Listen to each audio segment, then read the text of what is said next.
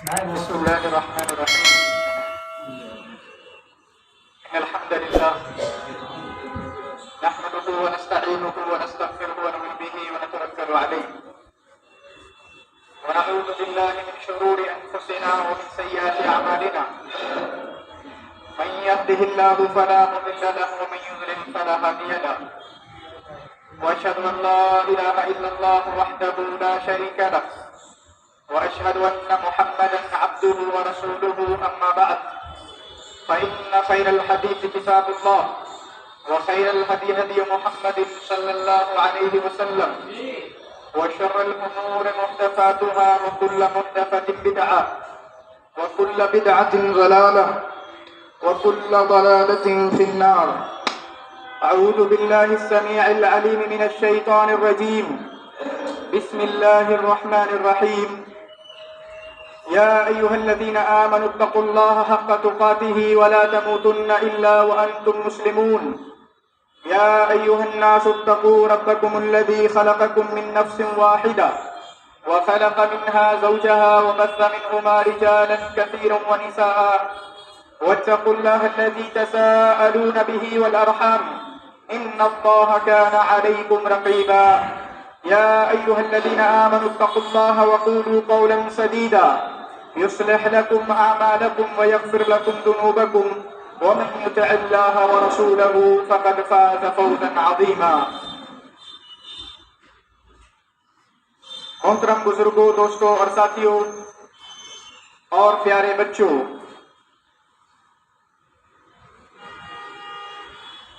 آج کے اس خطبہ جمعہ میں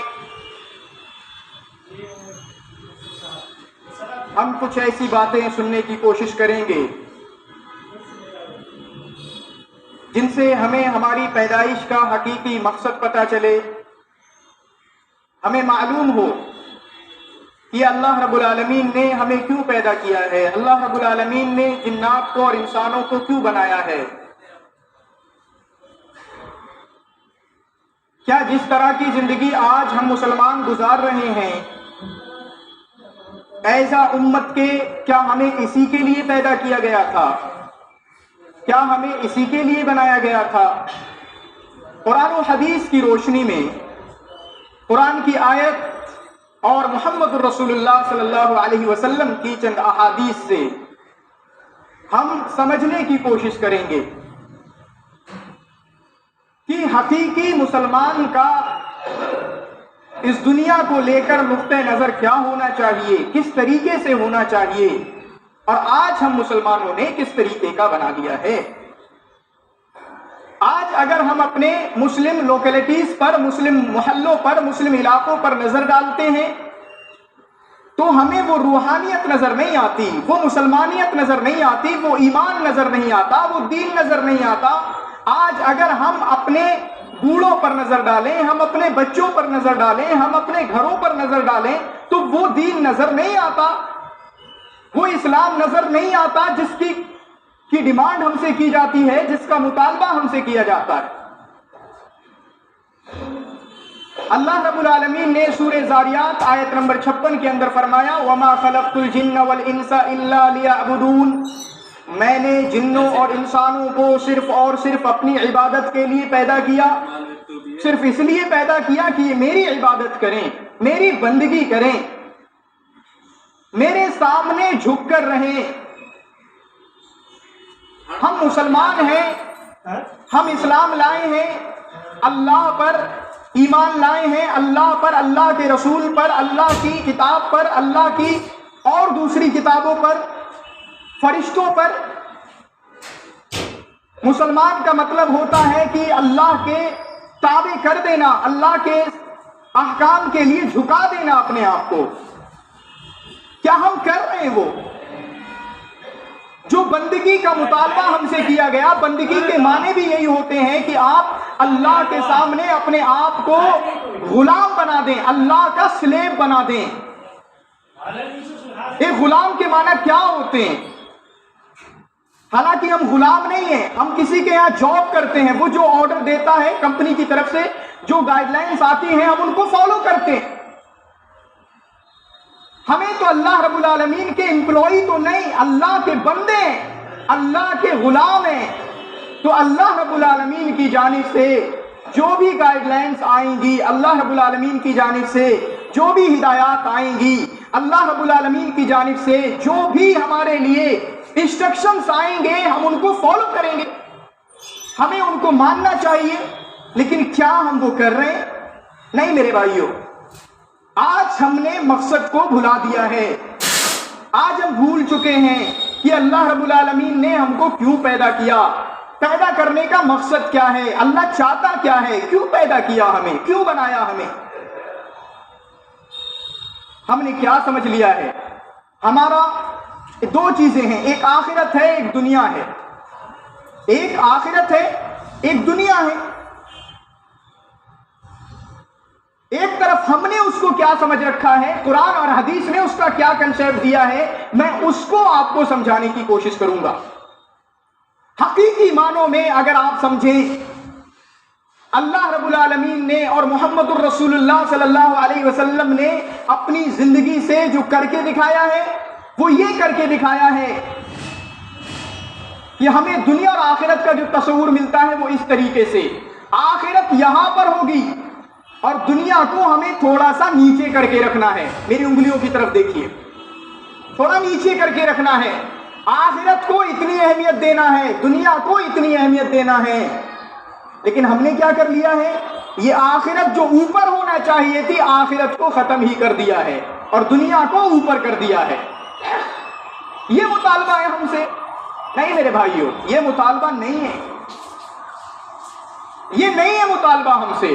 ہم سے مطالبہ تو یہ ہے کہ ہم دنیا کے لیے بھی کام کریں، آخرت کے لیے بھی کام کریں، لیکن ہمیں ہمیشہ ہمارے ہر عمل میں، ہماری عبادتوں میں، ہمارے کاروبار میں، ہمارے معاملات میں، ہم جو جاب کر رہے ہیں، ہم جو پڑھائی کر رہے ہیں، ہم اپنے دوستوں کے ساتھ جو معاملات کر رہے ہیں، ہم جو تجارتی کاروبار کر رہے ہیں، ہم بزنس کر رہے ہیں، ہم نے جو فیکٹریاں لگا رکھی ہیں، اس میں کیا ہونا چاہیے؟ آخرت سب سے اوپر ہونا چاہیے اور دنیا اس کے نیچے ہونا چاہیے۔ اللہ رب العالمین نے فرمایا بل تؤثرون الحیاۃ الدنیا والآخرۃ خیر وابقی، تم تو دنیا بھی زندگی کو ترجیح دیتے ہو کہ ہمیشہ دنیا میں رہنا ہے، والآخرۃ خیر وابقی، آخرت بہتر ہے اور ہمیشہ ہمیش رہنے والی ہے۔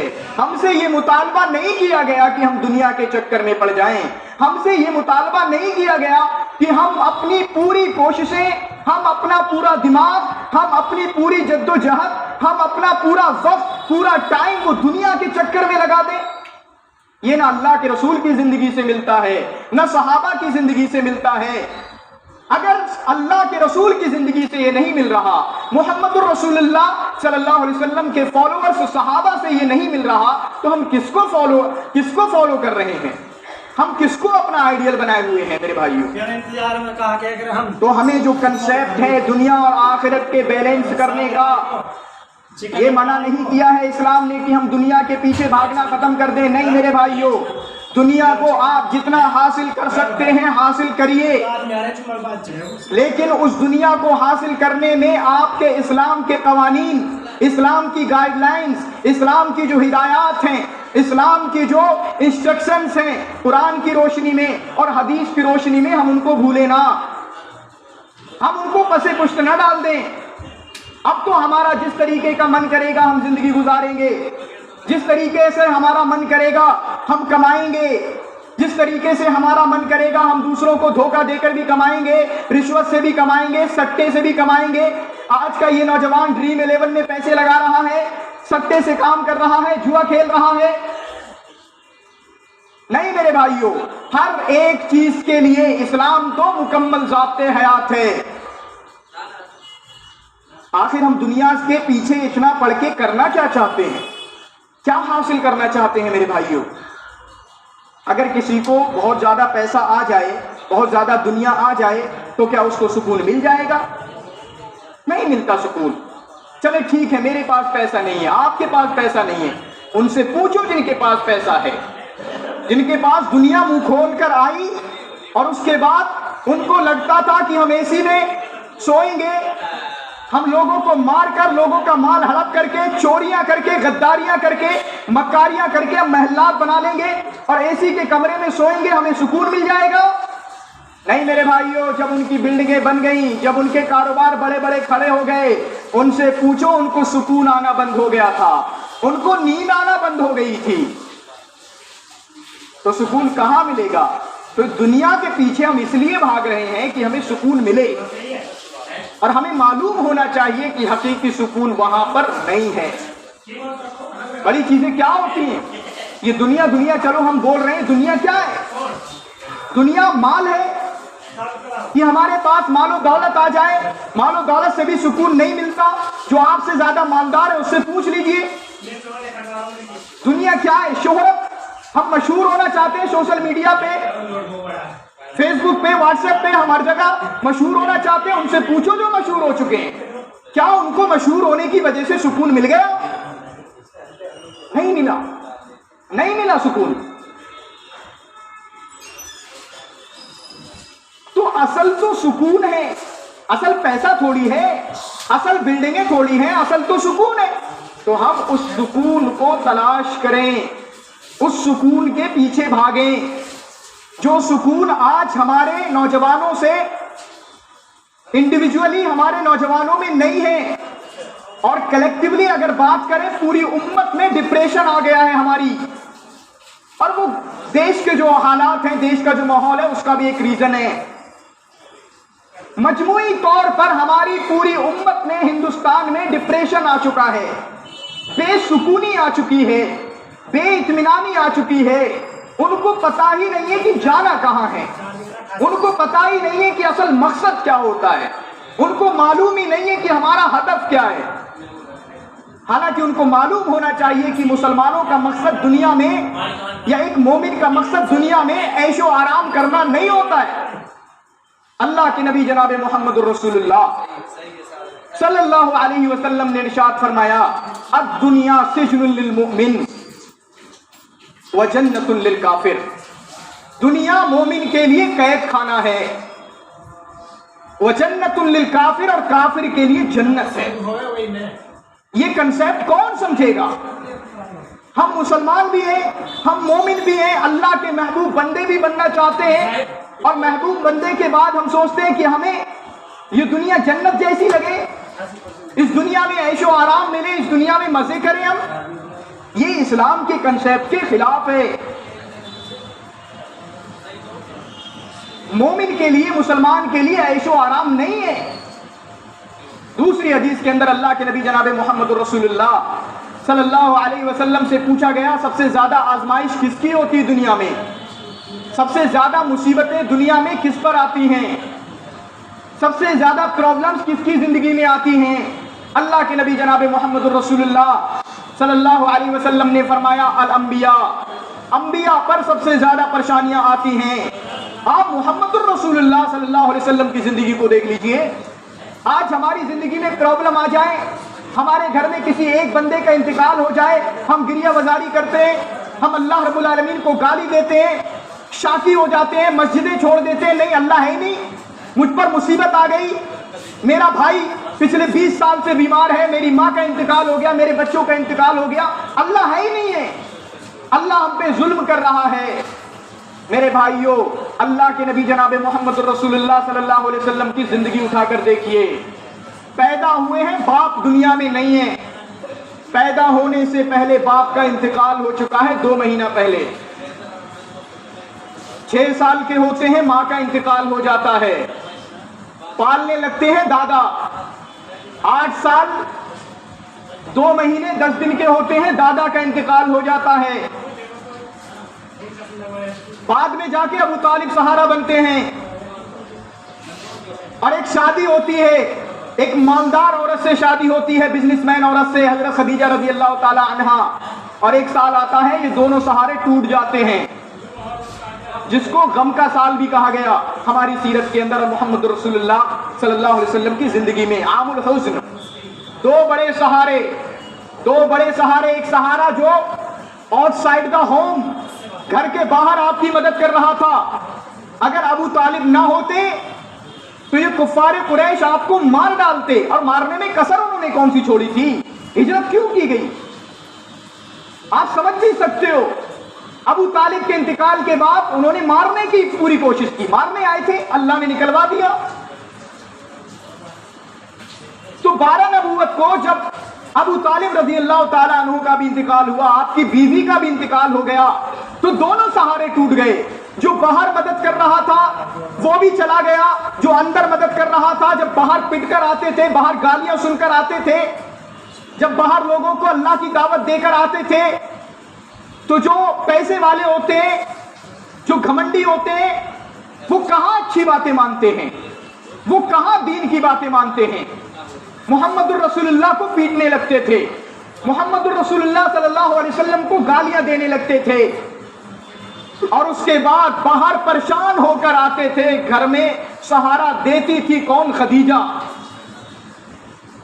خدیجہ کہتی تھی کہ اللہ آپ کو بے سہارا نہیں چھوڑے گا، آپ تو لوگوں کی مدد کرتے ہیں، آپ صلہ رحمی کرتے ہیں، آپ کے اندر کوئی فالس نہیں ہے، آپ صحیح ہو، آپ غلط نہیں ہو، کیونکہ آپ کے اندر یہ خوبیاں ہیں۔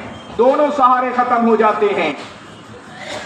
سب سے اچھے انسان، اللہ کے نبی نے خود فرمایا انا سید ولد اعظم لا فخرا، میں اس کائنات میں انسانوں کا سردار ہوں، یہ فخریہ طور پر نہیں کہہ رہا، حقیقت ہے۔ انا سید ولد اعظم، اور اس انسان کو سب سے زیادہ مصیبتوں کا سامنا کرنا پڑتا ہے، لائف میں پرابلمز آتی ہیں، ہماری زندگی میں پرابلم آتی ہیں، ہماری زندگی میں پریشانیاں آتی ہیں، ہم اللہ کو گالیاں دینے لگتے ہیں، ہم مسجدوں سے دور ہو جاتے ہیں، ہم اللہ کی کلام سے، اللہ کی گائیڈ لائن سے، قرآن سے دور ہو جاتے ہیں، اپنی منمانی کر لیتے ہیں، کسی اور کو فالو کرنے لگتے ہیں۔ یہ کہاں کا طریقہ ہے؟ یہ کیسا شیوا ہے؟ میرے بھائیوں، ہم اپنے آپ کو سنبھالیں، اللہ سے قریب کرنے کی کوشش کریں۔ مصیبتیں آئیں گی اگر ہم اپنے آپ کو مومن بنانا چاہتے ہیں، ہم اللہ کا بندہ بنانا چاہتے ہیں، تو پریشانیاں آئیں گی۔ اور ایک بات مجھے نہیں سمجھ میں آتی، ہم سب کا ماننا ہے، اگر ہم مسلمان ہیں، ہم مانتے ہیں کہ موت آئے گی، ہر انسان کو مرنا ہے۔ اللہ رب العالمین نے فرمایا کل نفس ذائقۃ الموت وانما توفون اجورکم یوم القیامہ فمن زحزح عن النار وادخل الجنہ فقد فاز وما الحیاۃ الدنیا الا متاع الغرور۔ ہر انسان کو مرنا ہے، ہر انسان کو موت کا مزہ چکھنا ہے، آپ کو بھی مرنا ہے، مجھے بھی مرنا ہے۔ ارے کوئی خیالی بات نہیں ہے، آپ کے دادا کا انتقال ہوا ہے، آپ کا بیٹا اس دنیا سے گیا ہے، آپ کی بیٹی اس دنیا سے گئی ہے، آپ خود اپنے ہاتھوں پر لے کر آپ نے ننھی سی 1 سال کی بچی کو دفنایا ہے۔ اللہ کے نبی صلی اللہ علیہ وسلم نے اپنے بیٹے 1.5 سال کے بیٹے حضرت ابراہیم کو دفنایا ہے، آپ نے بھی دفنایا ہے، آپ کی بھی دادی اور نانی کا انتقال ہوا ہے، تو ہمیں اپنے بارے میں کیوں لگتا ہے کہ ہمیں نہیں مرنا؟ ہمارے گھر سے ہی 12 سال کے بچے کا بھی انتقال ہوا، ہمارے گھر سے ہی 6 سال کے بچے کا بھی انتقال ہوا، ہمارے گھر سے ہی 20 سال کا نوجوان موٹر سائیکل اٹھاتا ہے، یونیورسٹی کا رخ کرتا ہے، ٹکر ہوتی ہے، مر جاتا ہے۔ 30 سال کا نوجوان جو اپنا کاروبار چلا رہا تھا چھوڑ کر چلا جاتا ہے، 3 بچے اس کے بلکتے ہوئے ان کو یتیم کر جاتا ہے۔ 40 سال کا ایک جوان وہ بھی گیا ہے، 50 سال کا بوڑھا وہ بھی گیا ہے، تو ہمیں کیوں لگتا ہے کہ میں 30 کا ہوں، میں 60 تک ہی جوں گا؟ ہم کیوں اپنے آپ کو نہیں بدل لیتے؟ ہم کیوں اپنے آپ کو اللہ سے قریب نہیں کر لیتے؟ ارے اللہ کے علاوہ کہیں اور سکون ملنے والا ہے۔ یہ نوجوان سمجھتا ہے کہ گانے سنے گا، فلاں کے گانے سنے گا تو اس کو سکون مل جائے گا۔ یہ رات کو سوتا ہے، نماز کی تو پرواہ نہیں ہوتی، نہ عشاء کی نماز پڑھی نہ فجر کی نماز کی پرواہ ہے، اور گانے لگا کر، ہیڈ فون لگا کر سو جاتا ہے، لگتا ہے کہ اس کو سکون ملے گا اور سکون سے نیند آ جائے گی۔ وہ غور کرے، جب سو رہا ہے، گانے لگا کر سویا ہے، اور اس کے بعد اس کی موت آ جائے تو کیا ہوگا؟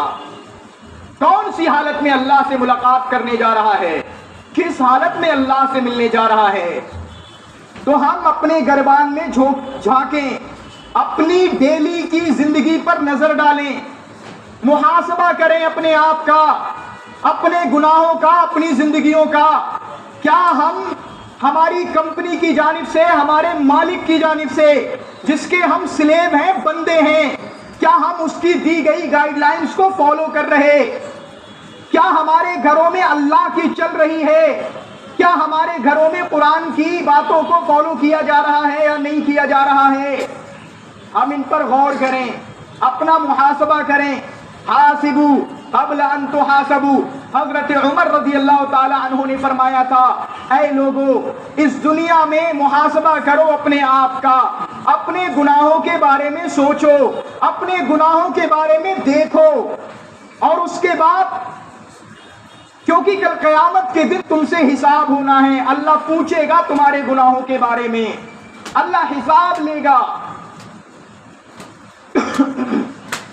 اس لیے ہم اپنے گناہوں کا محاسبہ کریں، ہم سوچیں اپنے آپ کو، اور گناہوں کا محاسبہ کرنے کے بعد یہی پیغام آج کے لیے میں چھوڑ کر جا رہا ہوں، آپ کے لیے اور اپنے آپ کے لیے، ہمارے بچوں کے لیے، ہمارے نوجوانوں کے لیے، ہمارے بوڑھوں کے لیے، کہ ہم اپنی جو اس طرح کی زندگی گزر رہی ہے، اللہ کی باتوں سے دور، اللہ کی عبادتوں سے دور، صرف ہم جمعہ کی نماز پڑھ لیتے ہیں اور اس کے علاوہ ہمیں کسی طرح کی نمازوں سے، اللہ کی عبادتوں سے، اللہ کی اطاعت و فرما برداری سے ہمیں کوئی مطلب نہیں ہوتا ہے، اس طرح کی بے راہ روی سے ہم باز آ جائیں، ہم اپنے آپ کو بدل لیں۔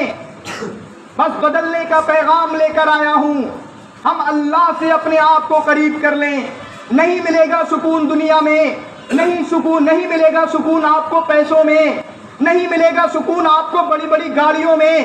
آج کے اس نوجوان کو نشہ ہے اس کو اپنی موٹر سائیکل کا، 10 لاکھ کی موٹر سائیکل نکال رہا، 10 کروڑ کی یہ کاریں نکال رہا۔ کس بات کا نشہ ہے ہمیں؟ ہم اس نشے کو ختم کر دیں، کیونکہ اللہ کے سامنے ہمیں حاضر ہونا ہے۔ کل نفس ذائقۃ الموت، ہر انسان کو موت کا مزہ چکھنا ہے، مرنا ہے، ڈیتھ سب کو آنی ہے۔ وَإِنَّمَا تُوَفَّوْنَ أُجُورَكُمْ يَوْمَ الْقِيَامَةِ، اور قیامت کے دن سب کو ان کے اعمال کا بدلہ دیا جائے گا۔ جو نمازیں پڑھ کر اللہ کے سامنے آئے گا اس کی نمازوں کا بدلہ دیا جائے گا، جو جوا کھیل کر، سٹا کھیل کر، ڈریم 11 کھیل کر اللہ کے سامنے آئے گا اس کے اعمال کا بدلہ دیا جائے گا، جو حلال روزی کما کر اللہ کے سامنے آئے گا اس کا بدلہ دیا جائے گا، اور جو حرام لوگوں کے ساتھ مکاری اور عیاری دھوکے بازی کے ساتھ کما کر آئے گا اس کو اس کا بدلہ دیا جائے گا۔ وَإِنَّمَا تُوَفَّوْنَ أُجُورَكُمْ يَوْمَ الْقِيَامَةِ، اور وہاں پر یاد رہے، ہم دنیا میں یہاں پر زیادہ مال آ جائے، دنیا کی کامیابی کو کامیابی نہ سمجھیں، بلکہ کامیابی کیا ہے؟ فَمَنْ زُحْزِحَ عَنِ النَّارِ وَأُدْخِلَ الْجَنَّةَ فَقَدْ فَازَ، جس کو اس کے اعمال کی بنیاد پر اللہ رب العالمین جنت میں داخل کر دے اور جہنم سے نکال دے، فقط فاز، وہ کامیاب ہو گیا۔ وَمَا الْحَيَاةُ الدُّنْيَا إِلَّا مَتَاعُ الْغُرُورِ، اور دنیا کے لیے اپنی کامیابی کو، اپنی اصل کامیابی کے پیچھے ہٹنے والے، اپنی اصل کامیابی کو اگنور کرنے والے، اپنی اصل کامیابی کو پسے پشت ڈالنے والے سنیں، دنیا کے چکر میں وَمَا الْحَيَاةُ الدُّنْيَا إِلَّا مَتَاعُ الْغُرُورِ، یہ دنیاوی زندگی تو محض ایک دھوکہ ہے۔ اللہ کے سامنے کچھ نظر نہیں آئے گا۔ اللہ کے سامنے کیا نظر آئے گا کہ ہم نے اپنے آپ کو ہلاک کر لیا ہے۔ اللہ ہم کو واپس بھیج دے، اب دنیا کے چکر میں نہیں پڑیں گے۔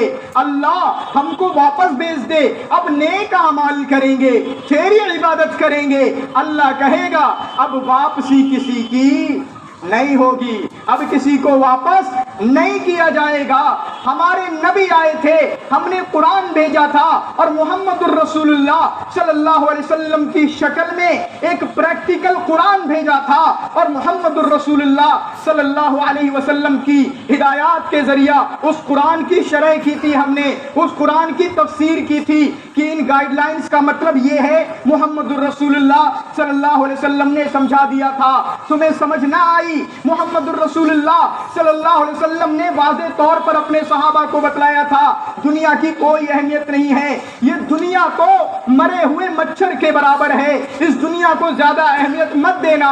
اللہ کے رسول صلی اللہ علیہ وسلم نے فرمایا تھا اے میرے صحابہ اتقوا الدنیا, تم دنیا سے بچنا, یہ دنیا بڑی کھل کر آئے گی, یہ دنیا بڑی بڑی بڑی ہریالیاں دکھائے گی تمہیں, بڑی بڑی خوشحالیاں دکھائے گی کہ تمہارا فلاں بن جائے فلاں بن جائے تو اچھے ہو جاؤ گے. لیکن میرے بھائیوں ہمیں سمجھنا چاہیے دنیا اصل نہیں ہے, اس دنیا کے لیے ہمیں آخرت کی تیاری کرنا ہے. اللہ کے نبی جناب محمد الرسول اللہ صلی اللہ علیہ وسلم نے فرمایا اے میرے صحابہ جانتے ہو عقل مند کون ہیں؟ اللہ کے نبی صلی اللہ علیہ وسلم نے فرمایا الکیس لمن من دان لنفسه وعمل لما بعد الموت, عقل مند وہ انسان ہے جو آخرت کے لیے تیاری کرے, جو اپنے آپ کو آخرت کے لیے تیار کرے. تو اس لیے میرے بھائیوں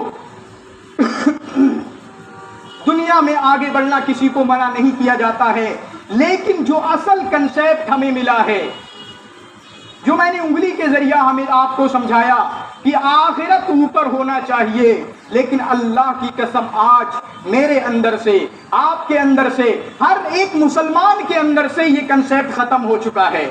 ہم سب نے دنیا کو ٹاپ پر رکھ دیا, ہم سب نے دنیا کو سب سے اوپر لا کر رکھ دیا ہے. ہمیں لگتا ہے آخرت کوئی چیز نہیں ہے, موت نہیں آنا ہے, کسی کا حساب نہیں ہوگا. ہمیں لگتا ہے کسی کو قبر میں نہیں جانا, قبر میں کسی کے ساتھ کوئی حساب و کتاب نہیں ہوگا, قبر میں کسی کے ساتھ کسی طریقے کی سرزنش نہیں کی جائے گی. ہمیں یہ لگتا ہے.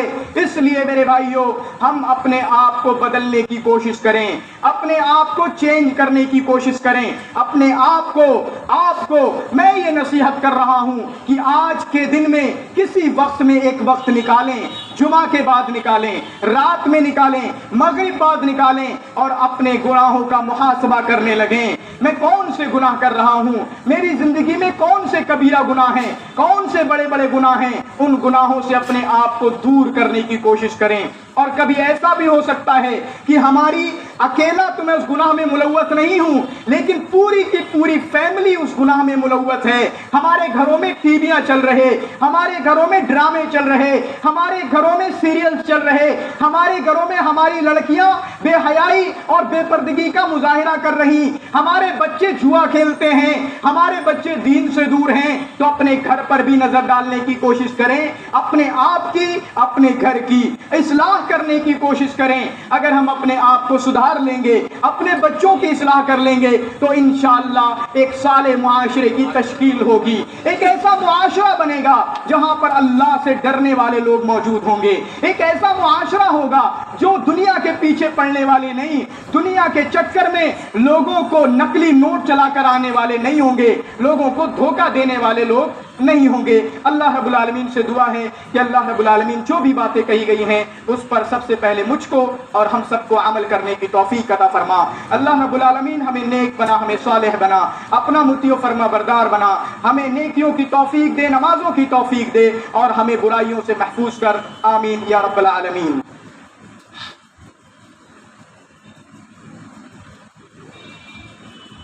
إن الحمد لله نحمده ونستعينه ونستغفره ونؤمن به ونتوكل عليه ونعوذ بالله من شرور أنفسنا ومن سيئات أعمالنا من يهده الله فلا مضل له ومن يضلل فلا هادي له وأشهد أن لا إله إلا الله وحده لا شريك له وأشهد أن محمدا عبده ورسوله. أما بعد, وقال الله تعالى في كلامه المجيد إن الله وملائكته يصلون على النبي يا أيها الذين آمنوا صلوا عليه وسلموا تسليما.